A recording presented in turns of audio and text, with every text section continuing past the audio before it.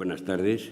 Voy a cumplir la tarea, por otra parte, ociosa de presentar a Miguel Ángel Aguilar, que aparte de ser un personaje de la cultura y del periodismo pública y notoriamente conocido, pues ha estado hace nada en Valladolid presentando su libro En silla de pista, ¿no? Que es un libro, por otra parte, que yo recomiendo porque te puedes pasar unas divertidísimas horas leyéndolo, ¿no? Bueno, Miguel Ángel Aguilar es un madrileño de la década de los 40, seamos indulgentes, licenciado en físicas, en la línea de una tradición familiar donde hay un bisabuelo, un abuelo y un tío astrónomos, y precisamente eso justifica o es la base de una de sus grandes aportaciones a la ciencia política, que es el aplausómetro, como se sabe, instrumento de inspiración y creación suya, con la colaboración, creo que, de un hermano arquitecto.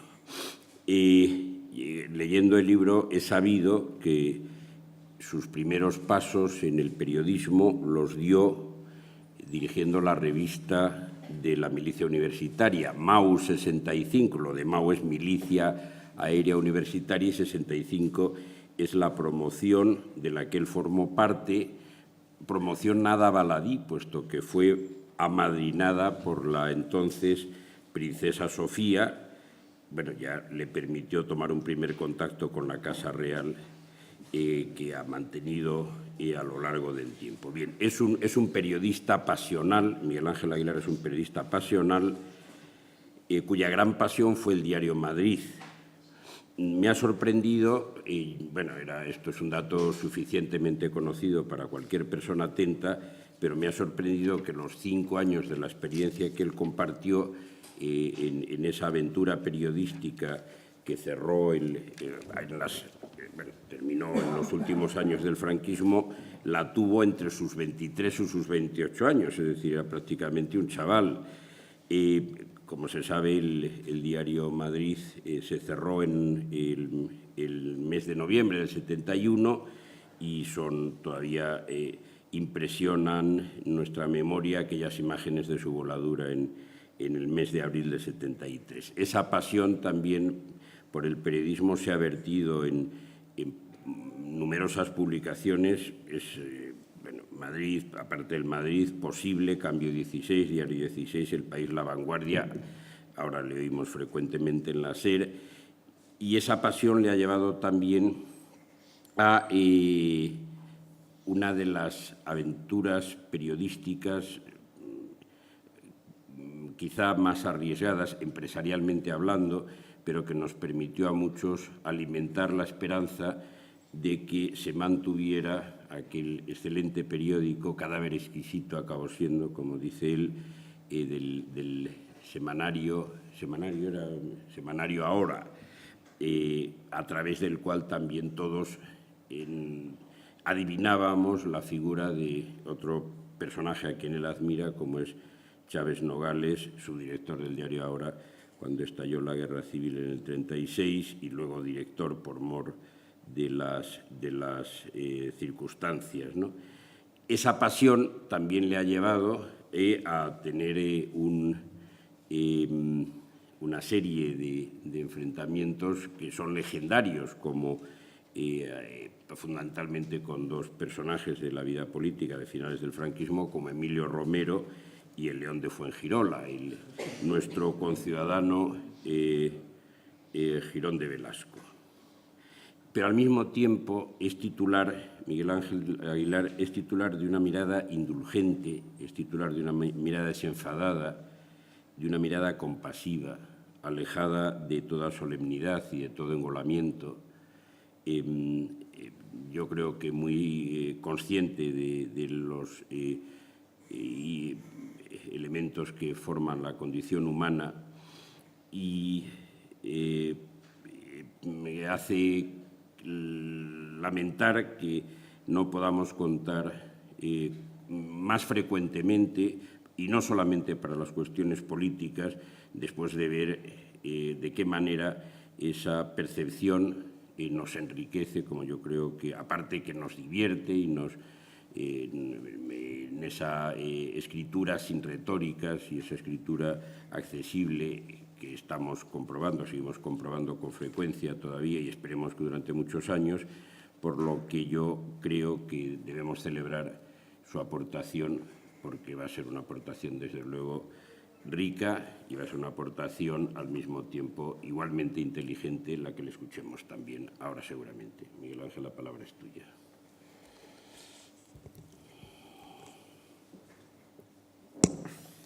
Muchísimas gracias, Carlos, por esta presentación.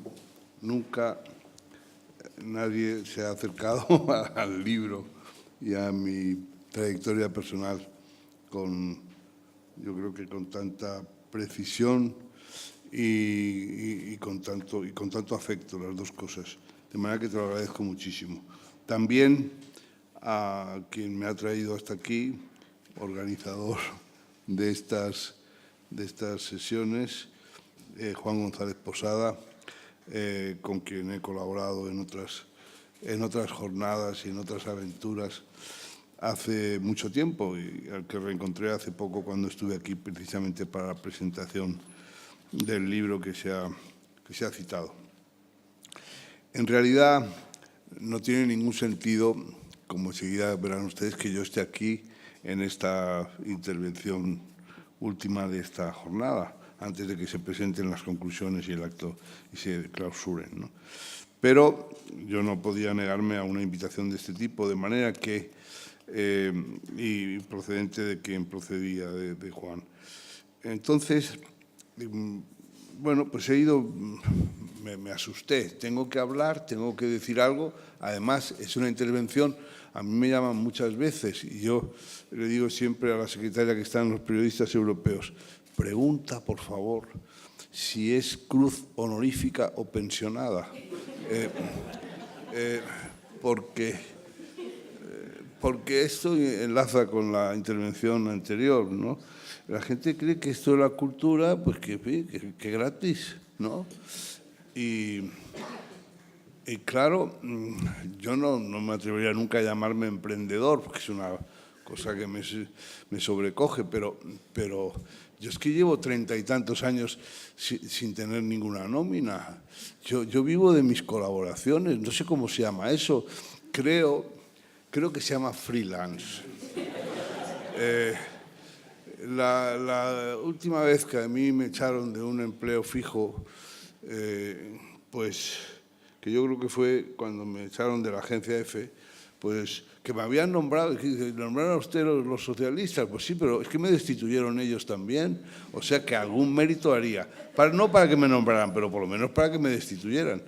Pues me dijo mi mujer, esto no puede ser, te vas a entregar a la vida bohemia, esto es muy grave, vamos a darnos de baja en el autobús del colegio de los niños para que tengas una obligación a primera hora, que era llevarlos al colegio. Y así está garantizado tu regularidad. Bueno, entonces, entonces, bueno, ¿y ahora qué va a pasar? ¿Qué les decimos a los niños? Pues no sé, pues que su padre va a seguir de periodista, pero que ya veremos cómo y tal. Hasta que apareció un buen amigo de la casa, Jaime Salinas, y cuando Jubi le dijo, mira, Jaime, ha pasado esto, y ahora Miguel Ángel no tiene ningún empleo fijo. Y, en fin, dice que va a vivir ahí colaborando, ya tiene más o menos apalabrada una columna, no sé qué, tal. Y dijo, pero bueno, Jubi, esto en Estados Unidos es el culmen. Es lo máximo, es freelance. Bueno, entonces, cuando hay una palabra inglesa que da cuenta de tu situación en la vida, estás salvado. Yo te he agradecido mucho, mi queridísimo amigo Carlos, que hayas pasado, por ejemplo, y no te haya pasado inadvertido lo del aplausómetro. El aplausómetro, pues claro, se presenta a alguien y se dice, bueno, hizo tal, estuvo, y una especie como de sucesión de posiciones jerárquicas más o menos. Pero eso lo ha hecho mucha gente, pero esto del aplausómetro es muy importante y surgió precisamente de la necesidad de acabar con esa catarata de adjetivos a los que nos tenía sometidos el franquismo. Los procuradores puestos en pie prorrumpieron en una salva interminable de aplausos y gritos de Franco, Franco, Franco y tal. Y un tipo de Valladolid, aunque no exactamente de aquí, ¿cómo se llama? Tú lo sabes. Bueno, en las proximidades de Valladolid, ahora algo del Río, pero no me acuerdo. Pues Onésimo Anciones, un dibujante, me dijo un día, una noche, que iba a haber al día siguiente pleno del Congreso, del Congreso de las Cortes. Me dijo, pero ¿por qué no hay un sistema, Miguel Ángel? Tú que eres físico, no hay un sistema de acabar con eso y decir, medir los aplausos. Digo, sí, claro, el sonido, la intensidad del sonido se mide en decibelios. Entonces mi hermano arquitecto estaba entregado en parte a tareas de acondicionamiento acústico, hizo, por ejemplo, el Auditorio Nacional de Madrid y otras cosas. Entonces, pues a la 1 o 2 de la mañana, era bastante excéntrico, le llamé, oye, ¿y cómo puedo hacer esto? Dice, vete para casa que te doy un sonómetro y te explico cómo funciona. Aparecí en las Cortes, creían que era una bomba de mano, que lo querían desarmar. Fue en el 66. Y publicamos un gráfico de la intensidad, los aplausos que había habido y con qué intensidad. Y tuvo un efecto demoledor, porque ahora había además 2 tipos de aplausos. El aplauso espontáneo, entusiasta, irrefrenable, pero que se extinguía enseguida porque no estaba vertebrado, no era de gente encuadrada. Y el aplauso muy poquito, muy débil y no sé qué, pero sostenido, que era el de los inasequibles al desaliento. Entonces, bueno, pero me estoy desviando. Volvamos a la cuestión. Yo he venido aquí, no he venido aquí a hablar de mi libro, yo he venido aquí a hablar del título que se me ha puesto, es Cambiar la vida de la gente. Cambiar la vida de la gente. Yo creo que la cultura, esta jornada, políticas culturales, la cultura es una oportunidad, es una ocasión, es un trayecto para cambiar, yo preferiría casi mejorar la vida de la gente, enriquecer la vida de la gente. Eso está es muy visible cuando estamos hablando de políticas culturales locales. Entonces, una de las cosas que definen un lugar, que definen una ciudad, que definen una población, para mí una de las cosas decisivas que la definen es dónde sitúa esa ciudad la residencia del prestigio. ¿Dónde? Y estudiar eso es muy relevante. Por ejemplo, tú venías de Cádiz. Bien. No me voy a meter con Cádiz, yo tengo adoración por Cádiz. Pero hay, por ejemplo, Sevilla, vamos a irnos un poquito al lado, Sevilla. En Sevilla, por ejemplo, ¿dónde pone la ciudad? ¿Dónde ha situado la residencia del prestigio? Pues los maestrantes.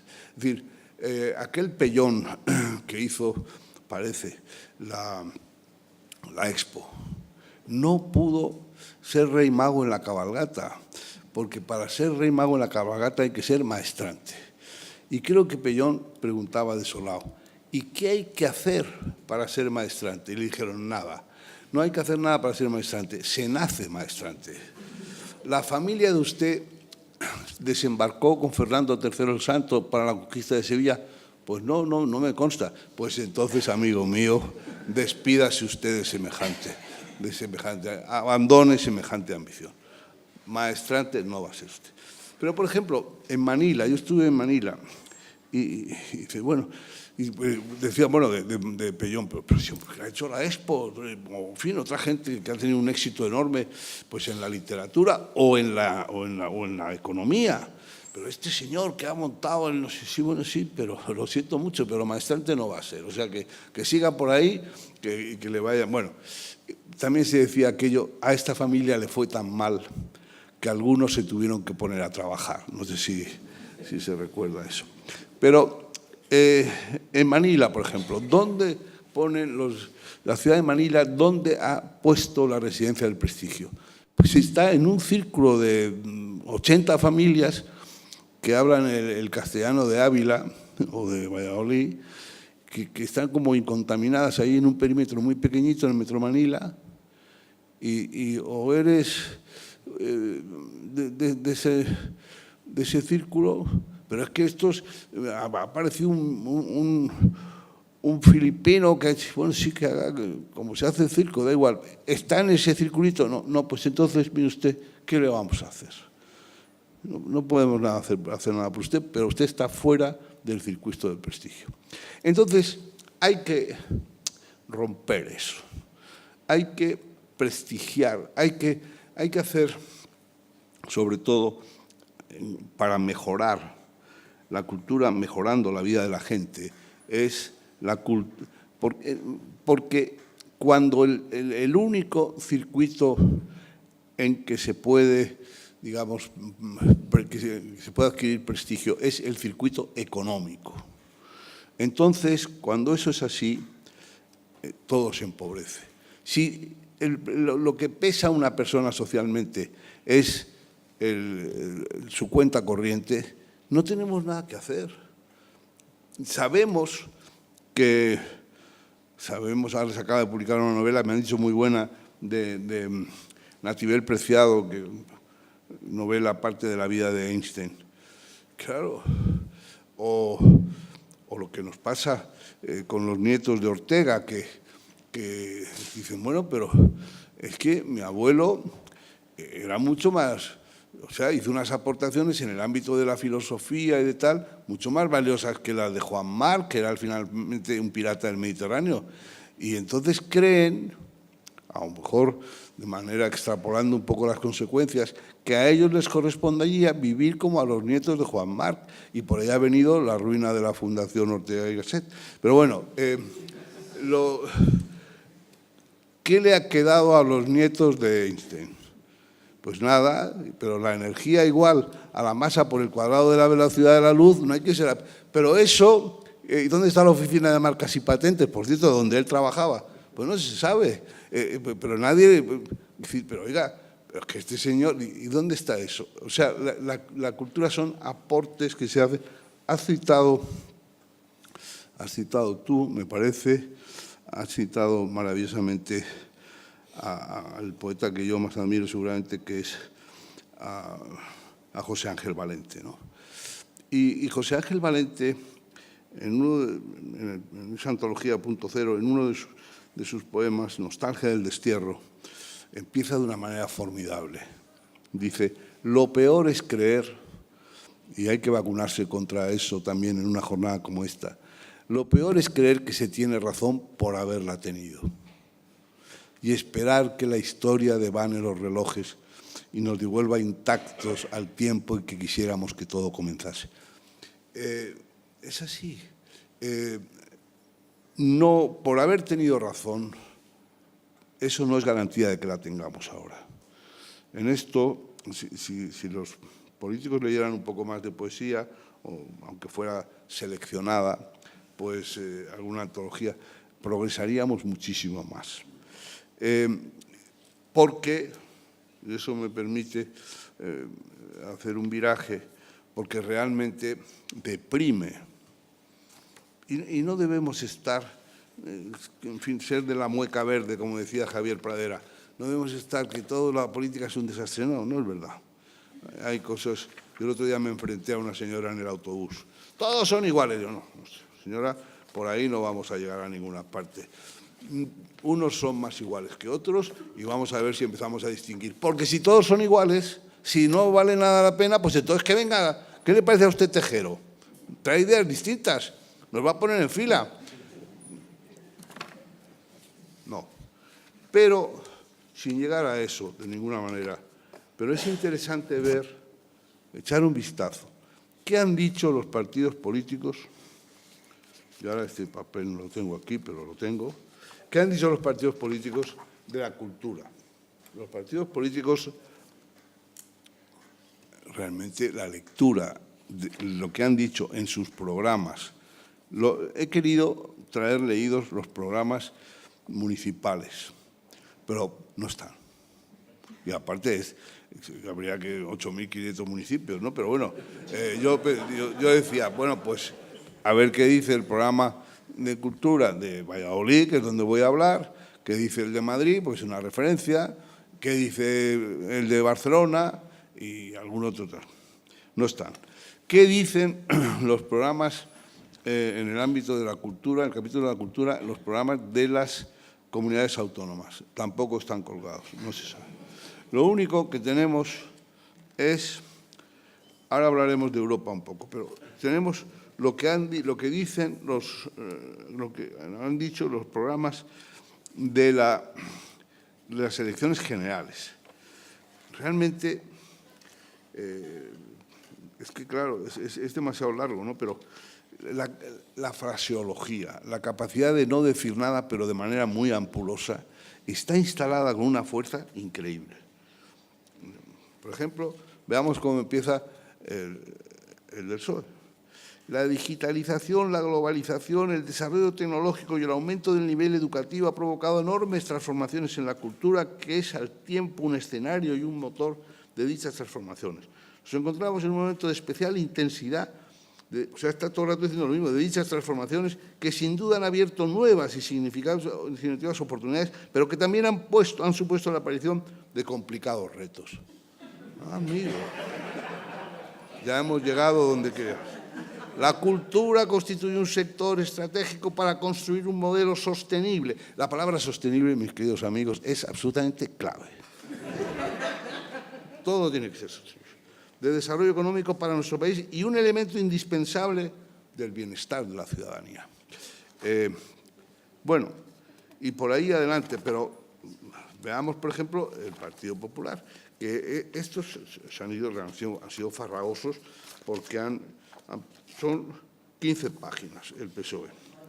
El PP ha hecho una cosa más modesta, en fin, acorde con los resultados que ha tenido.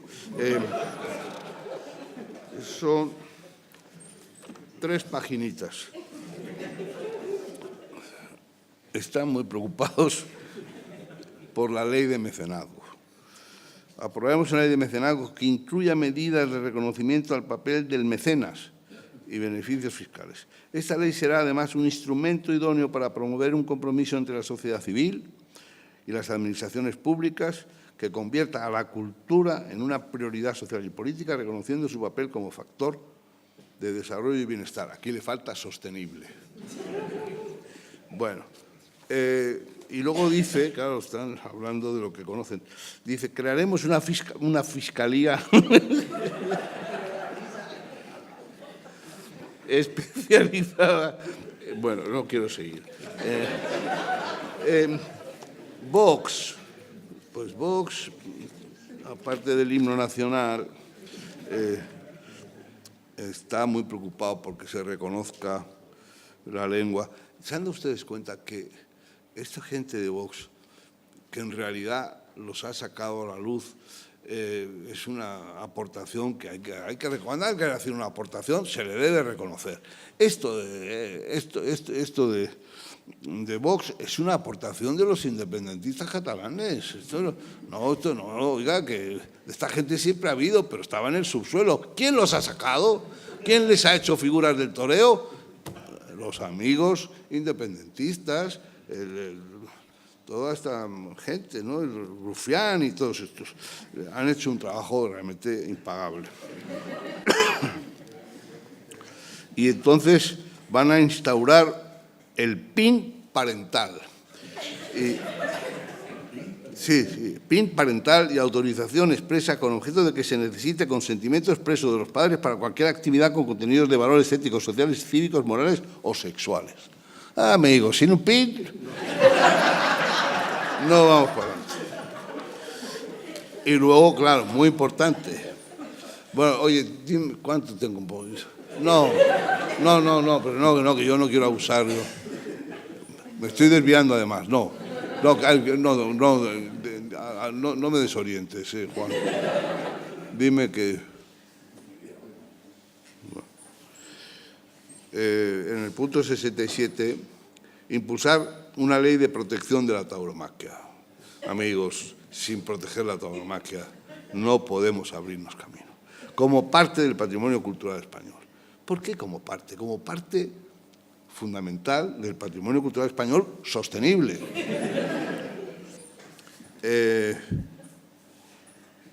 Claro, he citado antes a Einstein. Es importante, el año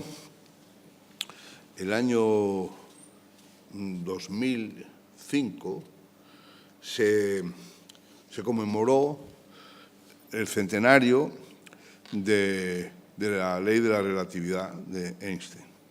Lo declaró así Naciones Unidas y una serie. Pero, claro, pasó casi inadvertido. Aquí no estábamos perdiendo el tiempo. En 1905, ¿qué hicimos aquí para estar en línea? Pues se creó la Unión de Criadores de Toros de Lidia. Y, por cierto, hay un texto, hay varios textos impagables en el libro que hicieron los de la Unión para conmemorar el acontecimiento, y uno de ellos recogen de sus archivos lo mejor, lo que cualquiera hubiera tratado de ocultar en un centenario, porque un centenario da para hacer muchas vilezas. Y entonces estos con toda ingenuidad lo sacan. La declaración que hace la Unión de Criadores de Toros de Lidia el año 1936, después de lo de Queipo de Llano y que nos quedamos con la ciudad, entonces hacen un acuerdo y se van a ver al general jefe del ejército para decirle que todos los toros quedan a su disposición.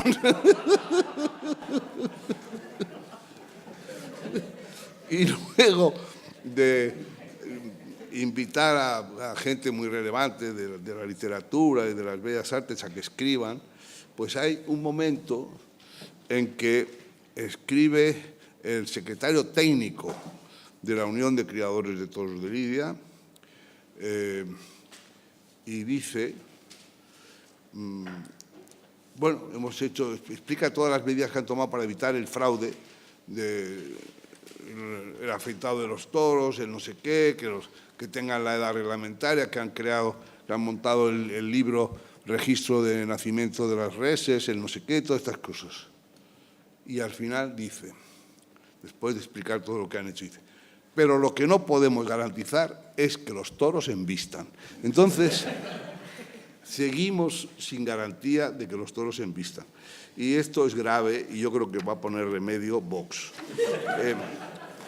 Bueno, los de Ciudadanos, oye, tienen un arranque verdaderamente entusiasta, porque hablan de la cultura y se ponen en pista de esta manera.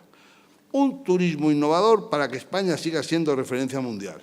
O sea, la turistificación de la cultura. Un poco cuidar nuestra imagen. Todos los programas incluyen la elaboración de un plan estratégico. Todos. Y este también, claro. Y, bueno, luego ya incluyen el deporte, porque como es cultura y deporte del Ministerio y tal. Podemos. Bueno, Podemos cada loco con su tema. Estos están raca. O sea, reforzar las leyes antimonopolio, los autónomos no sé qué, hacer efectivo el estatuto, y dice, esto es interesante. Bueno, luego muy importante, todos están en esto de la cultura aparece el videojuego. Digo, pero bueno, pero esto del videojuego es como si hace, no sé, 70 años, las canicas, el parchís, el juego de la oca, no se les olvidó. El videojuego, con exenciones fiscales, no se entiende una palabra. Eso sí, bueno, eso está aquí, le podemos acompañar. Una nueva RTV más plural y democrática. Crear un sello de... Es que había una cosa que no encuentro ahora. Aquí está. Prohibir que los bancos, esto cada uno está en su... y los fondos sean propietarios de los medios de comunicación. O sea, los pocos medios que quedan, que están en manos de estos, pues si no son de propiedad de estos, pues van directamente al cierre. Pero bueno, oye, con la compañía de Pablo Manuel vamos bien. Y luego no se sabe por qué está en el programa de cultura recuperar los 60.000 millones del rescate bancario. No sé, podría haber dicho nacionalizar las colecciones de pintura que están en manos de estos mequetrefes. No, eso no, pero recuperar la pasta. Y bueno, hay cosas que están bien. Esto, por ejemplo, fomentar la responsabilidad informativa y la ciudadanía crítica frente a las fake news. Bueno, luego tengo ya Esquerra Republicana, y no quiero seguir por ahí porque... Entonces, todo esto es para decir que realmente deprime un poco la falta de finura en la redacción de los programas, la parte del capítulo cultural de los programas. He estado viendo qué significa la cultura, ese tercer sector que se dice, en el ámbito, por ejemplo, del empleo y también de los usos culturales, ¿no? Por ejemplo, la cultura, el empleo cultural, en estas estadísticas que tengo aquí, da trabajo a 690.000 personas en España. El empleo en el sector cultural representa el 3,6% de la población ocupada. Y además se ha mantenido. ¿Quiénes son los empleados? Si hubiera que hacer un retrato robot, pues dice, hay más hombres que mujeres, 60% frente a 39%. Tienen más formación académica que el promedio de los empleados en otros sectores y el empleo, el 69%, el 70% del empleo cultural es asalariado, mientras que en el resto de los sectores de producción el empleo asalariado es el 84%. O sea, aquí hay más de esta fauna de los emprendedores y precarios de toda la haya. Bueno, luego hay algún dato interesante sobre cómo se distribuye. Vamos a ver, por ejemplo, empresas culturales. Pues estos datos, los últimos que me han dado en el Ministerio, pues yo he querido prepararme para esto. Lo que pasa es que otra cosa es que está resultando un poco deshilachado, pero he querido prepararme. En 2017, el número de empresas cuya actividad principal es la cultura era de 118.000, que representa el 3,6% del total de las empresas que, digamos, que están reconocidas. La mayor parte de ellas, el 81,4%, se corresponden con actividades de la industria o los servicios tales como actividades de edición, bibliotecas, archivos, museos, cinematográficas, vídeo, radio, televisión, videojuegos o las artísticas y de espectáculos. Y el 16% restante, que son 22.000 empresas, con actividades vinculadas al comercio o alquiler de bienes culturales. De esas empresas, el 65% son empresas sin asalariados y el 29%, casi el 29%, son de pequeño tamaño, entre 1 y 5 trabajadores. Y más de 6 trabajadores, más de 50 trabajadores, el 0,7%. Luego, es interesante qué medios, de dónde proceden los flujos económicos que se dedican a la cultura. Los que vienen de, digamos, de los presupuestos públicos. Bueno, pues estos datos son un poco más atrasados, pero son los últimos también que me han podido dar. En el ejercicio del 2016, el gasto en cultura de la Administración General del Estado se situó en 663 millones de euros. La Administración autonómica en 1.054, o sea, casi un poco menos del doble. Y la Administración local, que es de la que estamos aquí hablando, en 3.083 millones de euros, lo cual supone el 0,28% del PIB. Bueno, por ejemplo, el consumo de los hogares en bienes y servicios culturales. Bueno, pues ahí se ve que los hogares en el 2017 hicieron consumos culturales por un importe de 13.200 millones de euros, lo cual representa el 25% del gasto total en bienes y servicios de los hogares. Y que el gasto medio por hogar en bienes y servicios culturales, el gasto medio por hogar, fue de 718 euros y el gasto medio por persona 288. Bueno, y que entre los componentes más significativos de este gasto cultural que estamos hablando, pues son el libro, un 14%, los espectáculos, un 12%, los servicios de móviles y relacionados con Internet, un 25%. Bueno, entonces, hay alguna cosa más que quería subrayar. Viendo el prólogo de este… Bueno, Europa, un momento para Europa. He querido buscar también el programa, no está colgado el programa. Pero hay una cosa que se ha leído hoy, que hoy es el día que llaman en Bruselas de San Schuman, o sea, Robert Schuman. Y,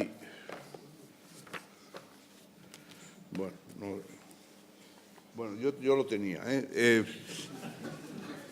que se lo quería enseñar a ustedes, qué desastre. Es que el tren viene tan deprisa. Sí, yo me he sentado ahí y he empezado un poco a ordenarme, pero dura tan poco el trayecto que no me ha dado tiempo a traer los papeles con orden. Bueno, se lo haré llegar a todos los que dejen su correo electrónico.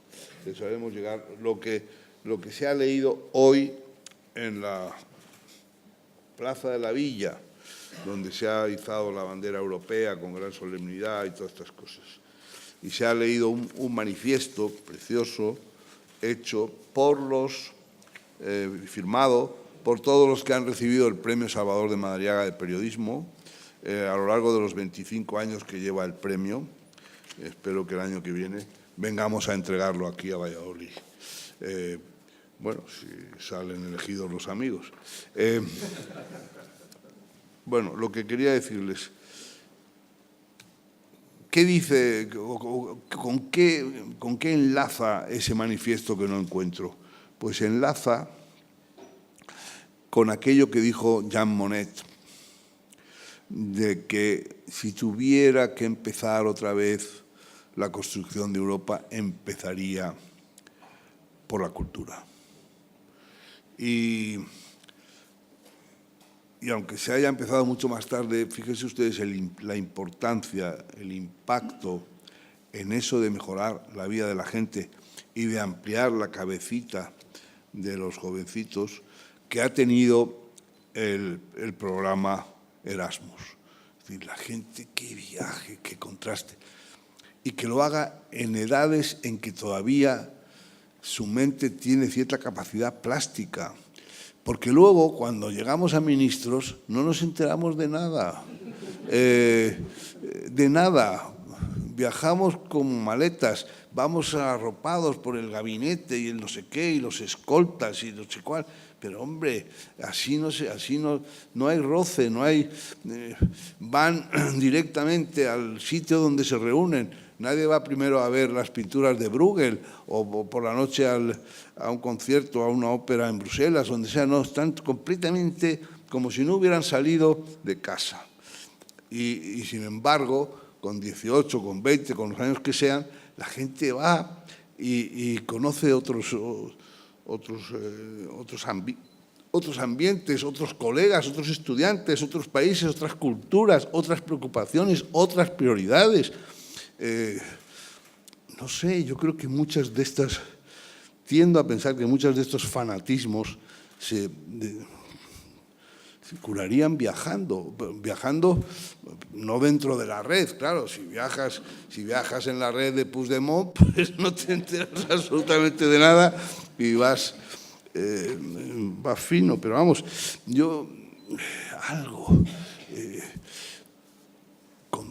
contacto.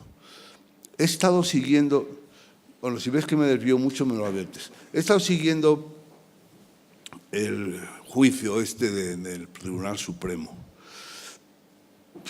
Si se puede ir, pues mejor ir y verlo, ¿no? Que no solamente que te lo cuenten, porque no hay prenda como la vista.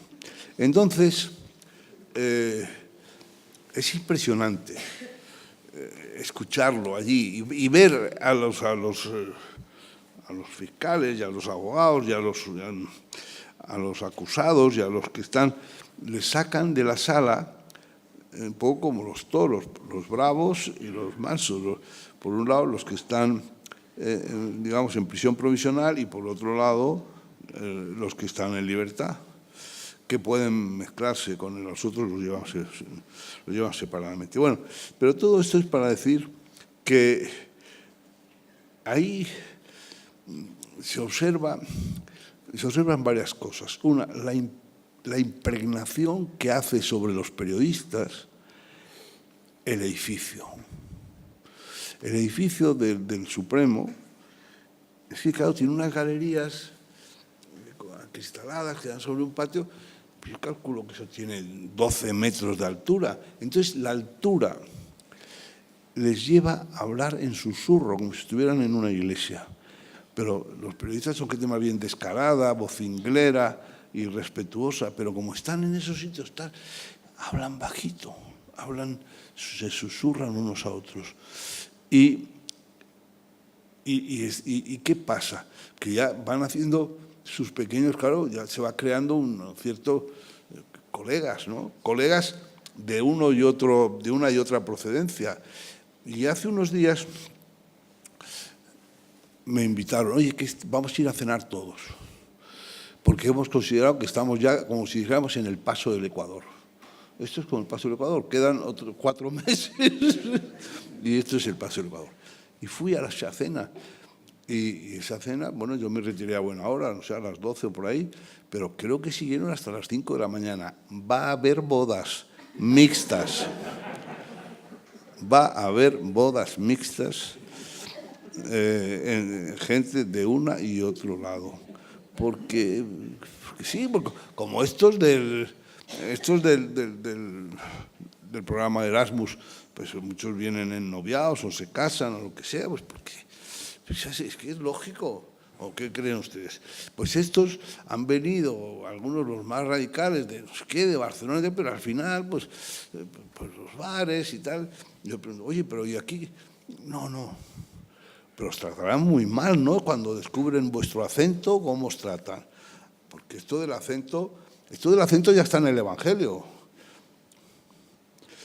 Tú mismo hablar te delata. Tú vienes de Galilea como él, lo que le dijeron a Pedro, que estaba pobrecito, que no llegaba la camisa al cuerpo.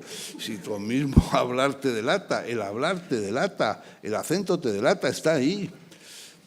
Cuando estáis en un bar o vais a un supermercado, no, oye, no, nada, aquí no. pero no me lo puedo creer. Bueno, quiero decir, volvemos al asunto. El asunto es cambiar la vida de la gente. El asunto es romper los estereotipos. El asunto es edificar la residencia del prestigio en las proximidades de la cultura. Acabar con ese encerramiento que empobrece. Romper para siempre que el único circuito de prestigio sea el dinero de la cuenta corriente. Ya se sabe que cuando alguien se dedica pues, a las bellas artes, bueno, las bellas artes, ahí ha habido mucha pasta. Es un mundo bastante corrupto, pero vamos, imaginemos pues, a la ciencia física, a los agujeros negros o a la... pues claro, Heisenberg no hizo nunca tanto dinero como Thyssen, ni está tan bien remunerado un premio Nobel en Yale o en no sé dónde que el presidente de la General Motors o de Twitter o de lo que sea, pero en una comunidad, en una ciudad, en un lugar, una persona tiene otras compensaciones. No solamente es el dinero que lleva en la cuenta corriente, es la consideración que esa sabiduría, que ese temple, que esa dedicación, que ese esfuerzo le consigue de sus conciudadanos, de sus convecinos. Y eso puede, según quién, ser tan satisfactorio como tener la pasta que tiene pues de Arteixo. Entonces, o sea que la cultura, el reambientar a la gente, el hacerle ver que hay más lugares para el disfrute, más allá de los cruceros estos del Corte Inglés, que se puede... Eso yo creo que es una labor sin fin, es una labor, digamos, en la que los rectores de una ciudad, quienes están al frente de ella, pueden prestar una colaboración de primerísimo orden. Aquí se ha trabajado sobre la crisis, de la cultura en la crisis. La cultura en la crisis ha sido que no hubo un euro, porque en cuanto hay crisis, lo primero que dice el ministro de Hacienda es eso de malos tiempos para la lírica y le quitan todo el dinero a la Orquesta Nacional y de ahí para arriba. Luego, las articulaciones culturales locales para una vida decente. Bueno, esto daría para lo que... Después, el espacio de la política cultural en el tiempo digital. Este asunto del tiempo digital. El tiempo no es digital. El tiempo es el tiempo meteorológico y el tiempo cronológico. Y luego está la aceleración. Vivimos acelerados. Eso es lo que ha añadido eso que llamamos digital, aceleración, velocidad. Y la velocidad es una invitación a la amnesia. Hay una novela maravillosa que yo les recomiendo a ustedes de Kundera, que se llama La lentitud, que pone un ejemplo tan claro y que hemos vivido todos tantas veces. Dice que, explicando esto de que la gente se refugia en la velocidad buscando la amnesia, pues dice que es una experiencia absolutamente universal, que cuando uno va andando por la calle y le sobreviene un recuerdo desagradable, acelera el paso para olvidarlo. Pero si lo que le sobreviene es un recuerdo placentero, se detiene para saborearlo. Entonces, este afán de la velocidad es una entrega a la amnesia, olvidarlo todo con más deprisa, como se decía a veces en el servicio militar, ¿qué es el ejército? El sitio donde se hace todo más deprisa, donde no se hace nada, pero más deprisa. Eso es exactamente lo que se dice. Entonces, y cambiar las políticas locales. Claro que hay que cambiarlas, mejorarlas. Quitarles hasta el último rastro de fanatismo. Llevar a la gente, procurar que la gente aprecie. O sea, ¿es muy bueno los museos? Sí. ¿Es muy bueno?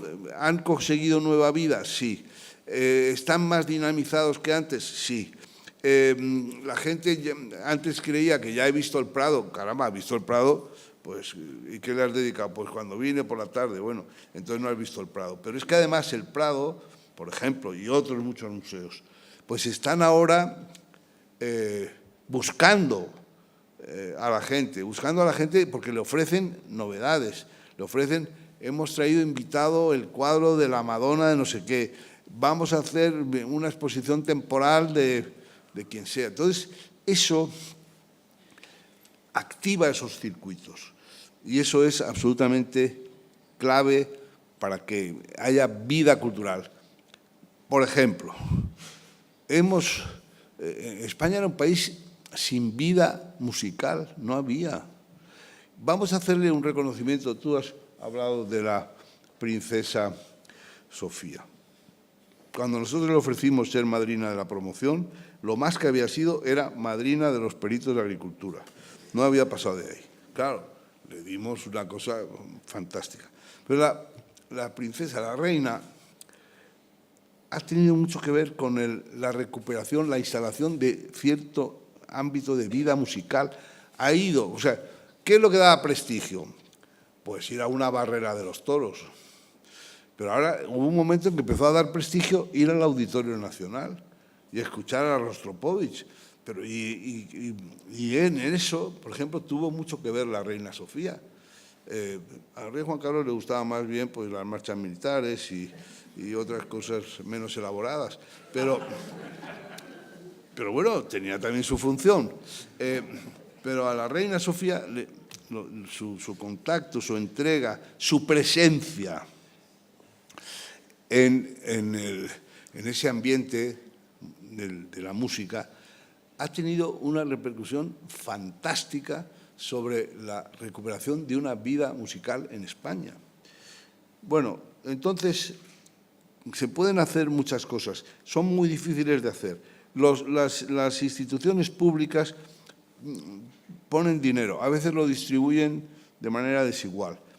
Yo no me voy a quejar, pero yo tengo también mi experiencia personal con la Fundación Carlos de Amberes. Es dificilísimo sostener una fundación, porque se han acabado las ayudas. Desde el año 2007 se acabó el carbón. Y luego, ¿de qué se puede vivir? Pues de los activos que se tienen. Por ejemplo, en nuestro caso, del edificio y del cuadro de Rubens. Pero el cuadro de Rubens tampoco le podemos poner ruedas para que esté todo el día al fin, hay que pautarlo. Y el edificio, dice, el edificio no se le ocurre a usted hacer nada ahí lucrativo, que vamos a por usted. Entonces, ¿de qué quiere usted que viva si usted no me ayuda? Y luego hay que ver las instituciones públicas, municipales, autonómicas, en fin, del Ministerio de Cultura, tienen que tener en cuenta la situación de desventaja de quien trabaja desde una fundación estrictamente privada. ¿Por qué? Porque las instituciones públicas se han dotado de un parque de museos y de casas de la cultura y de espacios culturales y no sé qué, enorme. Y luego hacen programación. Primero, ceden muchas veces esos espacios, está bien, gratis, pero entonces los que me podrían venir, por ejemplo, a mí, a la Fundación Carlos de Amberes, dicen, pero oiga, si es que, ¿usted qué me cobra? Pues oiga, los gastos por la limpieza, la seguridad, no sé, dice, es que voy al Conde Duque y el Ayuntamiento de Madrid me lo da gratis. Bueno, pues enhorabuena, yo no puedo competir así porque tengo que pagar a la gente que trabaja. Y luego, cuando hacen programación, pues piden dinero. Vamos a hacer un ciclo sobre Benedetto Croce. Pues muy bien, y entonces va al ayuntamiento y le pide dinero a FCC, a no sé quién, a tal. Y claro, todos estos le dan el dinero al ayuntamiento porque luego tienen que contratar con el ayuntamiento las limpiezas y no sé qué y los semáforos. Pero yo no contrato con el ayuntamiento, no me compra a mí ni semáforos ni nada. Por consiguiente, cuando vas a buscar ese dinero te dicen, es que ya se nos ha acabado, o sea, usted se lo hemos dado al ayuntamiento y al Ministerio de Asuntos Exteriores. O sea que es difícil, que hay que ser muy cuidadoso en el empleo del dinero público, que se ha producido, lamentablemente... Bueno, este es un país donde hay corrupción, pero amigos, tampoco seamos tan pesimistas como la señora del autobús. Este es un país donde hay corrupción, pero este no es un país corrupto. La prueba del 9 de que este país no es un país corrupto es que los altos dirigentes del partido que gobernaba y que gobierna y que gobernará han ido entrando en prisión uno por uno sin ningún problema. De manera que eso no pasa en Senegal, ni pasa en Argentina, ni pasa en, y me atrevo a decir, no pasa en Francia. Aquí la naturaleza humana tiene la tendencia a corromperse.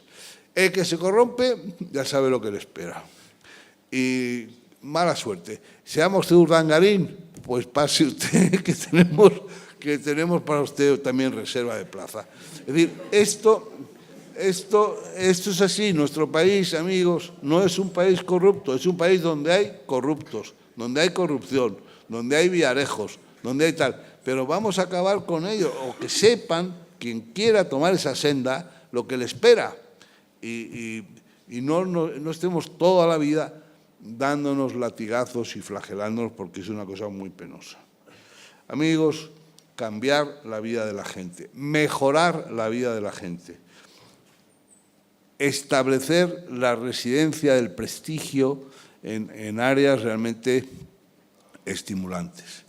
Y muchas felicidades por esta jornada. Muchas gracias.